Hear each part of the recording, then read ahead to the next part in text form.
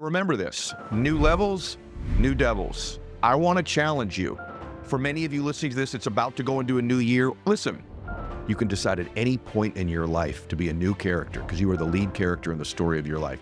And so this week, at any time, you can grab the pen of your life, set new standards, set new habits, speak new things into existence, and begin to write a whole new chapter of your life. You don't have to play the same character again this year or that you played for the last 5 years. So what I want to challenge you as we go into the new year is to be willing to fight a little bit. Life doesn't give us what we would like to have. It'll give us what we're willing to fight for. And I believe you and your life and your spirit, your journey, your existence, your story is worth fighting for.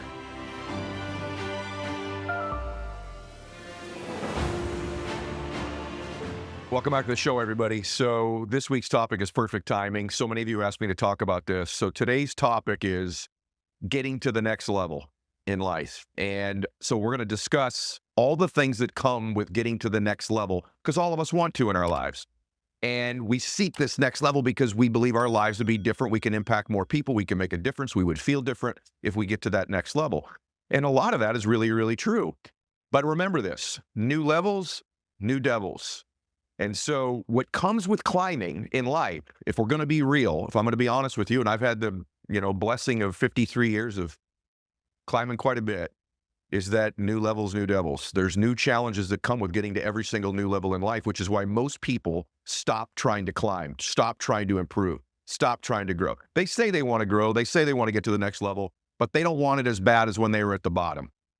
And so we're going to discuss just the concepts today a little bit of getting there. And my main message to you today is I want to challenge you. For many of you listening to this, it's about to go into a new year or you're in a new year. And this shouldn't just be the same year over and over again. Life is not about the same year over and over again. I remember when Max was a little boy, we would go to this car wash on Sundays after church. And my son was a little boy and there was a man there every single Sunday. He was reading the newspaper. And I remember this guy was there when we would get there and he'd be there when we leave. And later on in the afternoon, I'd drive by the car wash. This guy seemed to still be there, like reading the newspaper. It's kind of a grumpy guy. And, but one Sunday, he showed some humanity. He never even looked up from the newspaper, usually just grunting and grinding at people, and he says to me, he goes, "How old is your little boy?" And I said, "Oh, he's 6. And he said to me, he goes, "Well, enjoy the 6-year-old because, man, when they turn 7, that 6-year-old's gone forever. And when he turns 8, the 7-year-old's gone forever." And any of you that are parents listening to this, you know that he's right. They change every year. It's a new little person running around. And I didn't mean to be rude to him, but reflexively, it just came out of me. I said, "Sir, when did that process stop for you?" He said, "Excuse me?" I put the paper down. I said, "At what age did you stop doing that?" Huh? I said, "At what age did you stop replacing yourself with a brand new person every year?" And he looked at me for a minute and he said, "Gosh, I don't know." And I said, "I'm younger than you. I'm in my 30s, but to me, that's the end of happiness. That if you're the same person every single year, you've already lived with that person for a year. You already know who they are. They've already had the same experiences, the same thoughts. It's like, why be alive if you're not going to grow and change?" And I said, that's kind of, to me, sir, like the process of slowly dying. In every single way, you're either growing or you're dying. You all heard that before, but it's actually completely true. And I said, you ought to just look into that. And so oftentimes with my kids, I'm always telling them, now, by the way, your character, your values, those things don't change, but your experience, your thoughts, your mindset, your ability to make an impact and influence things in the world, your memories ought to be expanding and growing at any given time. You're constantly replacing yourself, by the way. That's nature. You're replacing your digestive tract. Your cells are replacing themselves. Even your skeleton replaces itself. Our lung tissue. We're always but that's nature. It happens automatic. But replacing our mind, renewing our experiences, that takes work. That takes effort.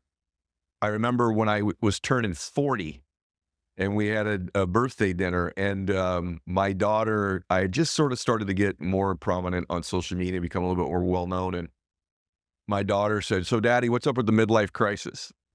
And I said, "What, honey?" She goes, "Yeah, Dad, social media, your beard, blah, blah, blah, like you're obviously in a midlife crisis." I said, "Well, I am, honey, and I was in a young life crisis, And I'll be in an old man crisis someday too, an old life crisis. I'm in a crisis to replace myself every year. That doesn't mean, like I've said, the core things about me, but the things I say, the things I do, the things I experience, the things I feel, the things I influence. I'm in a crisis every year to replace myself because that keeps you alive. And I think so often in life, because we kind of have this idea that there's this, we get comfortable with where we are, but also we know at that new level, there's going to be a new devil and we don't want to fight any more devils. When we were younger or hungrier, and some of you are very young that are listening to this, but at some point in our life, we want it so bad. What we have to go through is secondary because we want to get where we're going. But then once we get a little bit more than we used to have, our desire to go through the pain and the discomfort and the growth isn't what it once was, because what we have now isn't so terrible to us. So the first thing is, the reason you need to be around people that are living life at a higher level than you, and whatever that area is, faith or their fitness or their money or business or family, is because then you're not comfortable. You can't be around someone worth 10 times more money than you if money's a priority to you and not be uncomfortable. But if the 10 people around you are worth the same or less, you become very comfortable. If in your fitness, you're a little bit out of shape right now, and your 5 best friends are all very fit and eat clean and work out 5, 6 days a week, you won't be comfortable. But if everyone around you looks like you, it creates comfort. So we have to change the people that are around us. And because, listen, to truly be alive is to experience life. The reason I bring up this man at the car wash and I bring up the midlife crisis, because I've talked about this on the show before, is that you're really never going to know yourself if you don't keep climbing. To become fully human is to experience life and have new experiences and new challenges. You were born to be challenged. You were born to compete. And you may not want to compete with other people. That's okay. By the way, I think you do more than you admit. But even if you don't, it's competing against your former self. It's competing against, it's what you're capable of in life. And to be fully human is to experience life. It's going to be harder than you think it's going to be. I was watching an interview of the founder of NVIDIA, and they were asking him about, hey, if you knew what you knew now, what advice would you give yourself to start to build the company? He says, I would have never done it. My advice would be, don't do it. It's so darn hard. It's so difficult. And so, listen, as hard as you think it's going to be, it's probably going to be harder to get to the next level or make your dream come true. As long as you think it's going to take, it may even take longer than you think. But there's power in the one decision that you make. In so many things in life, we're held back because of either our lack of desire or our fear to get to the next level. So here's a few things that are required. One is the decision. You're one decision away from changing your life. It's deciding, I want to be fully human, fully awake, fully alive in my life. And if there's any part of your life right now that's not going the way that you want it to, I would submit to you, get a new challenge, get something you're after. Not that you have to go outside of yourself to be happy. You don't. It's all within you right now. But there is a part of you you've never met yet. And I think you'd like her or him if you just go meet them. But that person you don't know yet is on the other side of this difficult thing you don't want to do. I don't know why the world is structured the way it is, that we have to go through things to learn things, but it is. And I'm done at 53 years old trying to debate whether that's true or not. But the shame of it would be that you get to the end of your life and you never knew you. You never knew who you could have been. You never fully got to meet yourself because you weren't willing to go through the difficult things to fight these new devils. And by the way, the more devils we fight in our life, the more we conclude there's a powerful God in our life that's more powerful than this devil that I'm fighting right now. So oddly, typically, in most people's lives, the more they go to the next level, the more their faith grows. In my life, there's no way I am where I am right now based on me. I can just tell you that. The more that I've achieved, the more people I've helped, the more it's absolutely for sure that there's a powerful God guiding my life. Because I can tell you right now, I know how weak I am. I know how not so smart I am. I know all of my frailties. Well, I know a lot of them. But I do feel like I've gotten to know myself pretty well. And I feel like most people don't know themselves. They don't love themselves because they don't know themselves. They've actually never met themselves. They've met this version that's still 18 years old. You know, the old adage that most men die at 21, we just don't bury them until they're 70 is really true. It's true for women. That's gender neutral. And so what happens is we don't know ourselves because we aren't getting to be pushed to get to know ourselves. And so I don't want to get to the end of my life and neither do you have never met me. And so I want to challenge you to continue to climb. See, by the way, there's a few things you have to do that. And there's tons of things. They're in my books or on the other podcasts I've done, but I'll give you a few for right now. You're not going to get your goals. You're going to get your standards. You're going to have to change your standards. So goals are great. I want to weigh 185 pounds or 130 pounds, or I want to be this or that. I want a golf handicap of that. I want this much money saved. I want this relationship. That's all great. You should have goals. But goals without standards are empty. So what's the new standard that you would have to adapt? For example, let's just say that next year, one of your goals is fitness. Could one of the standards be that you drink a gallon of water a day? I have a standard of drinking a gallon of water a day. That standard could lead me. I have a standard of getting to the gym at 6 a.m., whatever it might be. I have a standard of 100 push-ups a day. I don't know what it is, but I'm saying the standard is what delivers on the goal. Goals are empty, but standards are what we're always going to, inevitably in life, I say this in The Power of One More, you'll eventually get your standards. And so if you want to change your life, change your standards. That's one. And going along with that is habits and rituals. So here's a power question for you since you want to go to the next level. What's the one habit you need to establish that you don't have currently? You know what it is? You change that one habit. I call it an accelerator habit.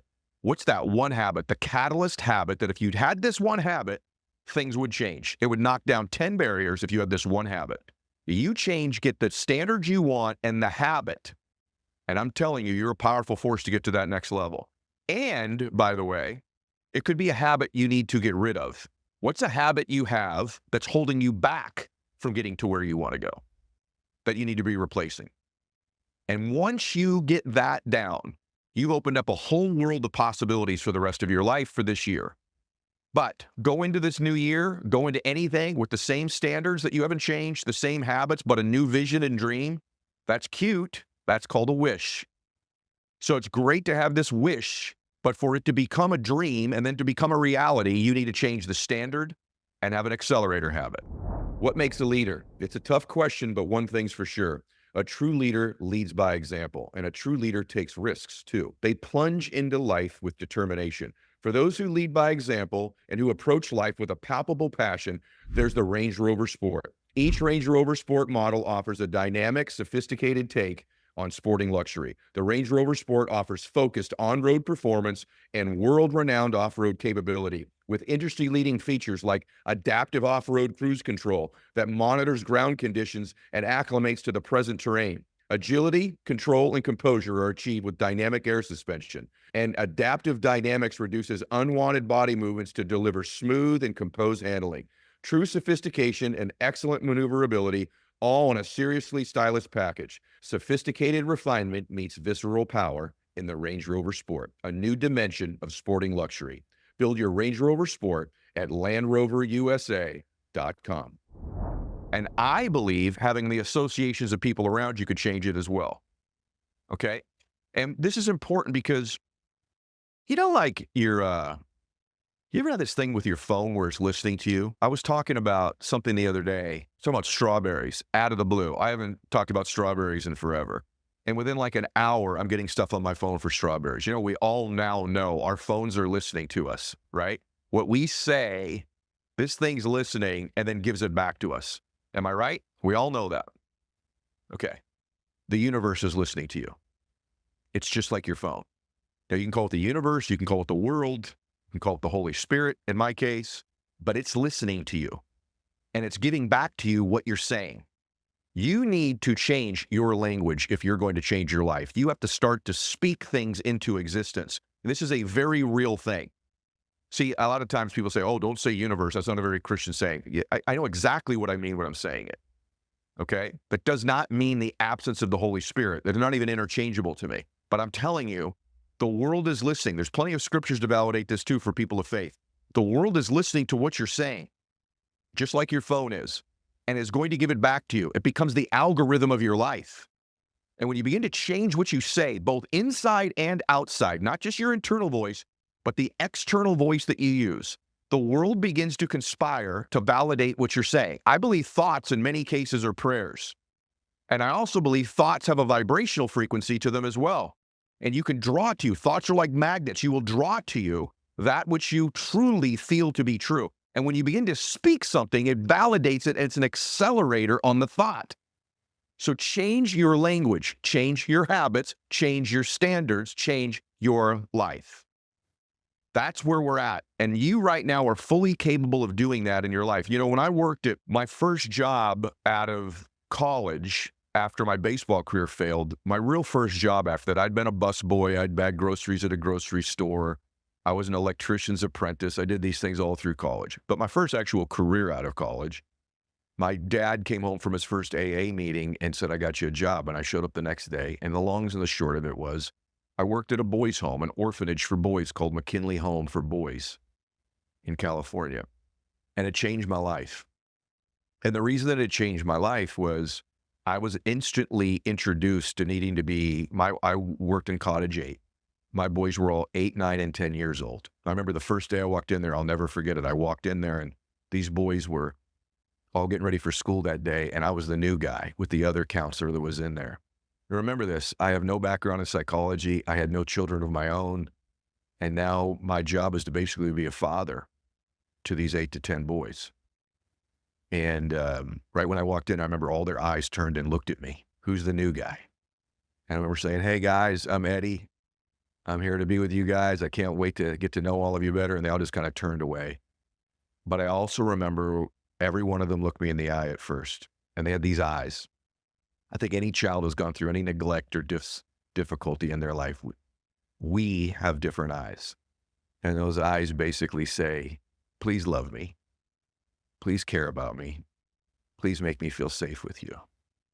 And although I couldn't express it at the time, I had this deep sense when I walked in there that I was immensely qualified to help these boys because I have the same eyes. My boys were all wards of the court. Their parents were either dead, incarcerated, or had actually molested them. Their own parents. Those are who my boys were. And they all lived in a house together. And I remember thinking, I'm qualified to help these boys. I didn't have the same dysfunction as them, but I know what it's like to grow up as a little boy with my dad being an alcoholic. I knew what it was like to grow up with worry and fear and angst and instability at a minimum. Their situations were much worse than mine. But I remember believing I was qualified. And because I believed that, it was true. I actually also said it out loud over and over. I'm the perfect guy for these guys. And I remember that first day I walked them all to school and some of them talked to me. One of them gave me a hug. One of the other little boys was holding my hand. I remember thinking, I'm home.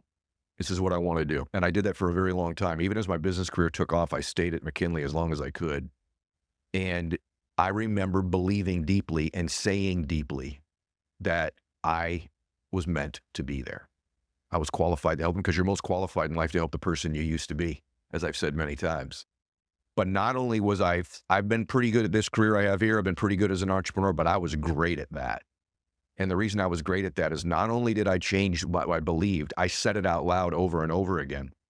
I told those boys I loved them. I cared about them. I believed in them. I spoke that into the world, and the universe, the phone of life, was listening. And those boys felt that.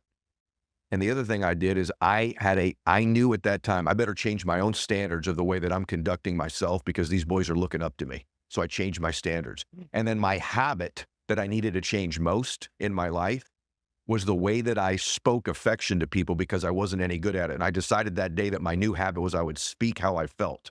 And now to this day, people say that's one of their favorite things about the podcast is how I'm so engaged with the audience or the person I'm interviewing. I'm so engaged with them and I speak words of praise to them because I'm feeling it. I learned that at McKinley Home for Boys.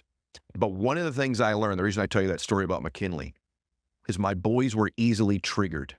All of my boys were very easily triggered. Something would come up, they would explode or get sad immediately. And that's just like most adults. We have triggers in our life where if something happens, someone says something or it triggers us, right? So we feel dismissed and it triggers us. We lose our self-esteem. Or someone they speak a certain way to us and we become angry or we begin to think negative thoughts about ourselves. And so what we do in our life is we focus on the external trigger that just happened rather the internal wound that's causing that trigger to happen. See, it's not the external thing. We could focus all day on someone's behavior. I got overlooked for a promotion. Someone spoke to me a certain way.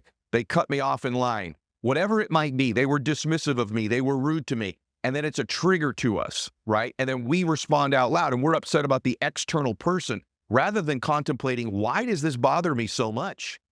Why is this bothering me? Why is this thing that they do bothers me so much? And to take a look at whatever that wound or that trauma is in our lives. And I remember with my boys very early on going, I'm only going to have these guys for a couple of years. I've got to rewire how they respond to external things. They've got to have more internal, beautiful experiences so that these things don't trigger them in life. And so for most of us, the reason we're not going to the next level is we have these triggers of external things that are affecting our behavior, affecting our emotions. And we keep trying to get the people, don't talk to me that way. Please make it easier. Do this, do that. I need things to fall into place rather than looking internally and say, what triggers do I need to build?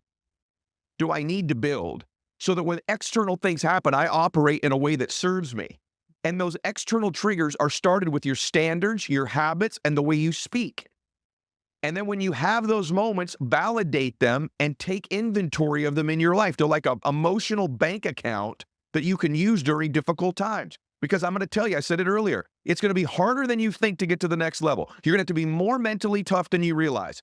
The people that win in life, they outwork everybody, but they are mentally tougher. And they're mentally tougher because they build a cocoon around themselves of the right triggers when things happen, that I'm built for this. Someone said this to me, they dismissed me, I'm going to prove them wrong. Someone was this way and mistreated me, they're going to regret that someday when I go win. Rather than, yeah, that's just like how my dad talked to me, or that's exactly why I was that way in school. And they keep going back to these same places, and what happens is they have the same emotional experience over and over and over again at 18, at 32, at 56, and they get out of life the same experiences basically they've had for the last 30 years because they didn't consciously change their life and realize the world is listening just like the phone to what you're saying. God would love to hear your prayers for where you want to go in your life. God would love to bless your life. But you've got to be consciously talking to him about it, consciously talking to yourself about it, constantly changing the way you live your life and your standards and your habits and the way you speak. And when you do that, your life begins to transform. Most of us are being held back by some limiting belief. So if you're thinking about finding a unique gift this holiday, let me tell you something that could really help the people that you love grow and get better. You can't do any better than Masterclass. Masterclass allows you and your loved ones to learn from the best to become their best. Take an expert in an industry, and they're on Masterclass. It's the only streaming platform where you can learn and grow with over 200 of the world's best at what they do. Learn from any Masterclass instructor anywhere on a smartphone, computer, smart TV, or even in audio mode. I have to tell you, I'm doing a cooking thing on there right now because I really want to make better food for the fam. And so I'm on there right now doing through a cooking thing. And the classes make a difference. 80% of the members feel Masterclass made a positive impact in their life, and there's no risk. Every new membership, 30-day money-back guarantee. Masterclass always has great offers during the holidays, sometimes as much as 50% off. Head over to masterclass.com/Mylett for the current offer. That's up to 50% off at masterclass.com/Mylett. Masterclass.com/Mylett. And that limiting belief more than likely happened when you were a kid.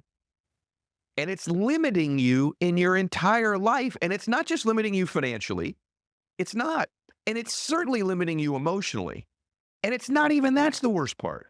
The worst part is that belief that's not even true. It's a mind virus that you have that was injected into you by some experiences or experience as a young person. That mind virus, what it's going to cost you is ever knowing you, ever meeting you. I actually think the happiest people that I know don't have a lot of money, although some of them do, but that's not a requirement. The happiest people I know have two things in common, if I can be candid with you. They know God. They have a relationship with God. And that is a relationship, by the way. It's not perfect. I had a woman on my podcast recently, Bree, who I think many of you know, Bree gave birth and she almost passed away during birth. And then it led to her needing a colostomy bag and all 4 of her limbs amputated. And she's on dialysis, really rough experience in her life. And even in spite of all of that, she's attempting to win in her life and attempting to have a beautiful experience. So it's not the experiences of our lives that dictate where we're going. And the reason I tell you about that is because in that interview, I asked her, what's your relationship with God like? And she said, well, I'm pretty mad at God right now, and I'm trying to figure that out. And I thought, that's what an honest answer, that it's okay to have a relationship that ebbs and flows as long as it grows.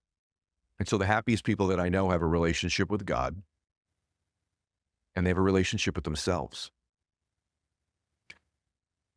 I know more people that have built a relationship with God than I do that have a relationship with themselves. And I think God wants you to have a relationship with him and yourself. And it's interesting how few people even look at themselves in the mirror more than to see whether their hair is brushed correctly or their makeup's on right. But do they see themselves?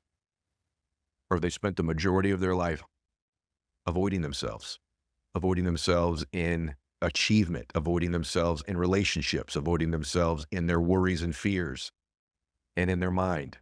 And all I really want out of this life is that when it's over, that I've got a beautiful relationship with God, and that I know where I'm going to heaven someday. But heck, if I'm going to spend the next 80 years with somebody, I'd like to get to know them. Wouldn't you? And the only way I believe we get to know ourselves is by experiencing life and not having the same experience over and over again. You already know that person, and you already want to get better. You already want to grow. And so if you're going to decide in your life to grow, these are the changes you need to make. And I believe that you were born to do something great with your life. When you climb to a new level in your life, you do face new devils, new challenges, there can be even shocking setbacks that take place or people that let you down as you climb. And I wish somebody would have just told me in the beginning, because, social media is so loaded with making entrepreneurship and success just look like it's just bliss. Everyone's in the Caribbean. Everyone's on the back of a boat. No one really struggled or suffered, or their struggles are in the past. And I just want you to know that every new level, there's going to be a new devil. And that's okay, as long as you know they're coming. I want you to know that fighting off those new devils is worth it, and you become stronger every single time you do it. Anytime you knock the devil out on anything in your life, you become stronger. And the other thing that happens is your conclusion is that there must be a God more powerful than whatever this force is that's up against me.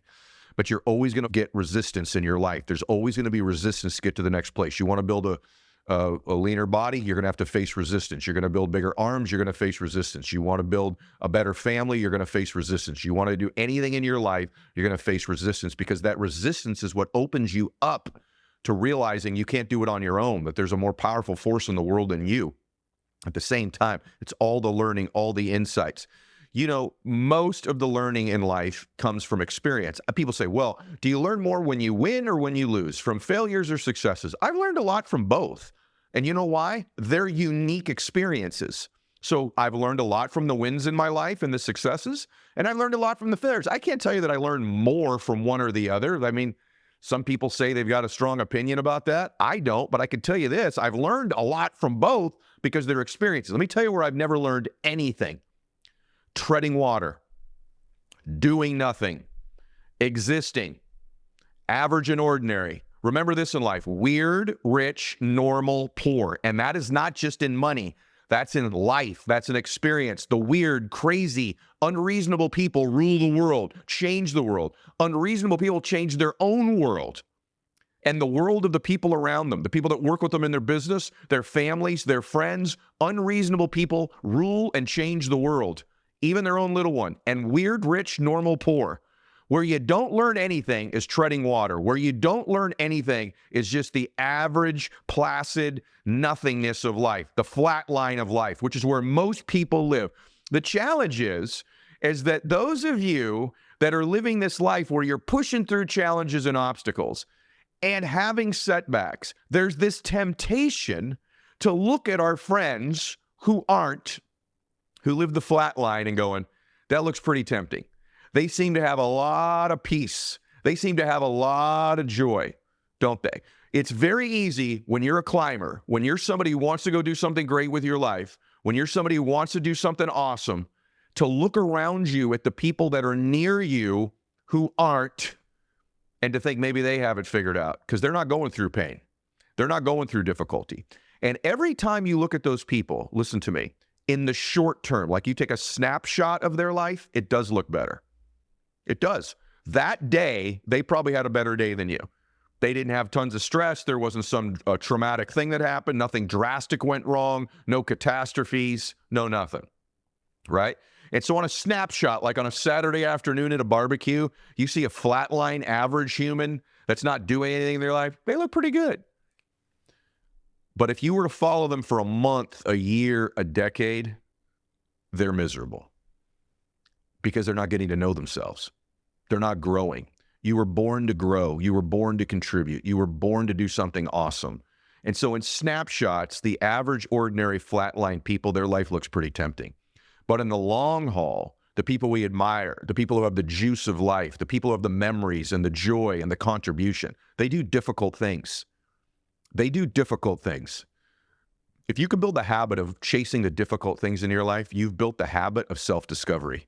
You've built the habit of self-reflection and self-awareness. And people who are in the journey of self-discovery, self-awareness, and self-reflection are the absolute happiest people. They're the ones who change other people's lives. They're the ones whose lives have meaning and purpose. And you know what? That's who you want to be fully alive in your life. And so I want to challenge you that when you look at your life, to not be tempted to go back to the baseline, not go tempted to be back to who you used to be. Who you used to be is gone forever. There's nothing worse than taking another journey around this earth, another 365 days, exactly the same way, exactly the same experiences. God made this amazing world that we live in with unique people you still need to meet, souls you need to help, experiences you need to have, emotions you've not felt yet, memories you're destined to have that you've not had yet. And if you don't go get them, they're not going to just come to you. Now, it's going to be easy to want to go the other way. So what I want to challenge you as we go into the new year is to be willing to fight a little bit. Get your fight on a little bit. Listen, life doesn't give us what we would like to have, what we wish for. It doesn't even always give us what we dream for. It'll give us what we're willing to fight for.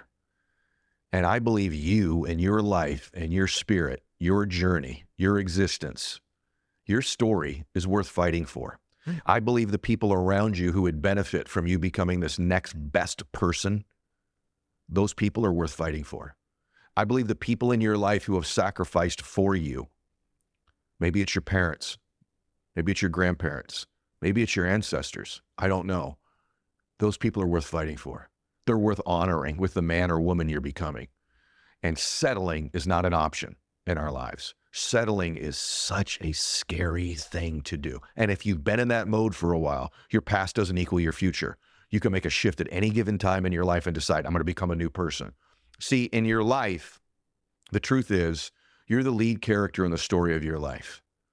You're also the author. Now, God's the producer. The whole thing is being produced by God. But at any given time, you can decide to flip the page and write a new chapter in the book of your life and to be a whole new character. You know that you can do that, by the way. If you've been somebody who maybe hasn't been very loving and kind and gracious to people, you can write a new chapter and say, going forward, I'm going to be unbelievably kind and generous and caring. If you've been somebody whose feelings have been easily hurt in your life, you just get hurt easily, you can write a new chapter and say, I'm tougher, I'm more resilient. If you've been somebody who's quit things when they get difficult in your life, and I have done that, by the way, you can write a new chapter and say, I no longer quit difficult things. I'm a different person. I'm tougher. I'm more resilient. Anytime you can do that. If you're a person who's let people walk all over you in your life before and take advantage of you, you can write a new chapter and say, not anymore. Not this year. Not this guy. Not this woman. Not anymore. It stops now. If you've been in a family that's had dysfunction for generations, you can be the one in your family and decide it stops with me. This generational trauma, this difficulty, this thing that just seeps through our family, it stops with me. You can decide at any point in your life to be a new character because you are the lead character in the story of your life. And the biggest thing is this. What holds most people back in their lives is what I call the extras of life. The extras. See, they allow, you ever see the end of a movie? I know I've said this before for a few of you, but the end of the movie, if you watch it long enough, it goes through the lead character, the lead actor, and, best supporting. But then if you stay long enough, it'll get to like cab driver number 3, bouncer number 2 in the bar. They don't even get a name, right? But they've got this, the real background characters, right? And most people allow the background characters to rule their lives. They'll worry about what cab driver number 2 is going to think. Someone they've never met before on the internet is going to think. Someone who's not going to be at their funeral is going to say or do about them. And they allow these background characters to actually dictate their life because they're afraid of the heat, the feedback, the hate, the criticism, the laughter, whatever they might get from these other people that aren't even the lead characters in their life. And they allow the background characters, the background actors of their life, the people whose names you won't even know at the end, to impact the lead character's life, or the most important characters, the people around you, your family, who are the lead characters in your life as well, the most supporting characters of your life. Don't allow the background actors to dictate the quality of your life, to dictate the decisions you make in your life. Because I can promise you at the end of your life, it's going to come down to you, God, and the very few leading actors and actresses of your life. And so this week, at any time, you can grab the pen of your life for real, set new standards, set new habits, speak new things into existence, and begin to write a whole new chapter of your life. You don't have to play the same character again this year that you played last year or that you played for the last 5 years. It could be a whole new character. It is literally starts with a decision to begin to do it. And by the way, the first day will feel awkward. The second day will feel awkward. But day 94 will feel less awkward. And then there'll be these resistances come your way. They're going to try to get you to go back to being average and ordinary, back to normal, back to settling, back to the former character. Because you've been living that character for quite a while. So it's very easy to go back into character again. Very easy to go back, right? And you've got to resist it when it comes. You go, no, that is trying to get me to go back to where people walk all over me, back to where I'm a perfectionist, back to where I worry about the background actors of my life. I'm not going back there again. Back to where I take things too personally, back to where I settle, back to where, and by the way, for a lot of you, you've climbed pretty high. And now that you climbed a little bit, now you're like, now I can breathe. And by the way, you can breathe anytime you want. But I'm just telling you, you're either growing or you're dying in your life. And the minute you decide, I'm no longer climbing, I'm no longer going to grow, I'm no longer going to help people. Not like and I don't want it. I mean, I'd like it. I'd like it, but I don't need it. You're in big trouble. You're in big trouble when you would just like something to happen. Because you know this, if you've achieved, you didn't get where you were because you'd like to have it happen. You fought for it. You battled for it. You needed it. You didn't even just want it. You needed it. You got to get to where you need to want to meet that next version of you. You need to get to know yourself better. You need to be fully alive. You need to have the full human experience. And so I want you to know in advance, new levels, new devils. There's going to be things to fight. And I'm warning you of that because so many of you are about to have the biggest year of your life. So many of you that have been in here for a long time, it's all starting to come together. All the information, all the events, all the knowledge, all the training, all the experience, all the new associations you've got. This is the year. And these devils are coming. And so fight them off. Then when they show up, know what they are when they show up. Go, that's one of those devils. That's one of those devils coming my way. And I'm not going to let that person derail my dream, my vision, my life, or me getting to know who I'm fully capable of being. You're one decision away from changing your life. What's the decision? Who do you want to be? Where do you want to grow? What difference? Where do you want to go? What difference do you want to make? What memories do you want to have? What do you want it to feel like? And at the end of your life, if that's in 2 weeks or in 30 years or 50 years or 80 years from now, is there something about that you want? Here's what I think. I think you'd love to know God by the end of that time and right now, and I think you would love to know you. And I think you'd love to love you. And I think the only way you can love you is to know you. And the only way you can know you is to experience life and to go through challenges and to climb and to know it's probably going to be harder than you want. And to know it makes you special when you go through it. To know that when you get to the other side, you're going to be so darn proud of you because 99 out of 100 people quit. 99 out of 100 people slow down. 99 out of 100 people, they get a little bit on the climb and they go, that's enough. I'm good now. Freeze. And they think, wow, now there's no stress in my life. Now there's no worries. Now there's no problems. That's not how it works. It's not how it works. What you're going to get is the same problems, the same experience, the same type of worries, the same type of people until you change you. And yeah, the problems get bigger, but they get different and it's a new experience and you learn more about yourself. You know what Bree told me in the interview?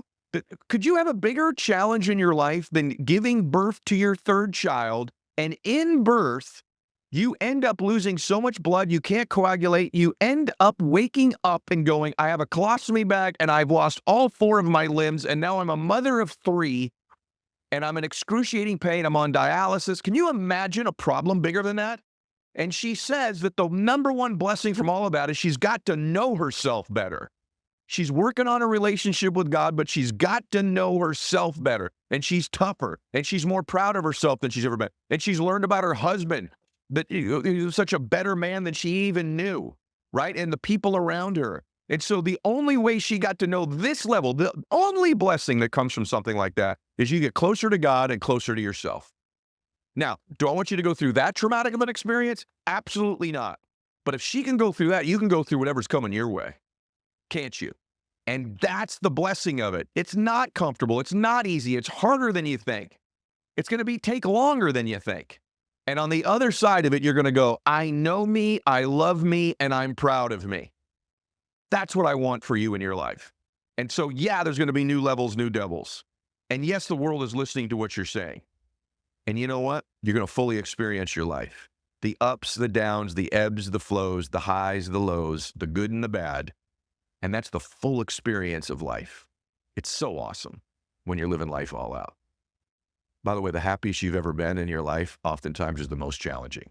When you're studying to get your degree in college and you had 2 jobs or whatever it is, or you moms, most difficult thing you've had to do, many of you in your life, is carry that baby all the way to delivery. Yet you got the biggest blessing in your life after that pain, right?